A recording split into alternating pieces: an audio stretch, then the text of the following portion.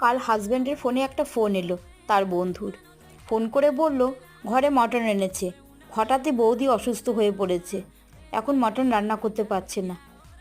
তা হাজব্যান্ডকে বলল বৌদি যদি একটু মটনটা রান্না করে দেয় তাহলে খুব ভালো হয়।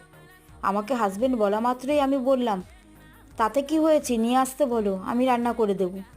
সে তো মাটন দিয়ে গেল। আমি এবার সব কিছু রেডি করে নিয়ে মটনটি রান্না করতে শুরু করলাম।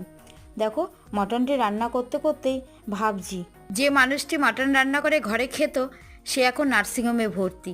ঠাকুরের কাছে প্রার্থনা করি উনি যেন ভালোভাবে সুস্থ হয়ে ঘরে ফিরে আসে। মটনটি আমার প্রায় হয়ে গেছে। একটু পেঁপে কেটে রেখেছি, দেখো পেঁপেগুলো ভেজে রেখেছি, সেই পেঁপেটা দিয়ে দিলাম।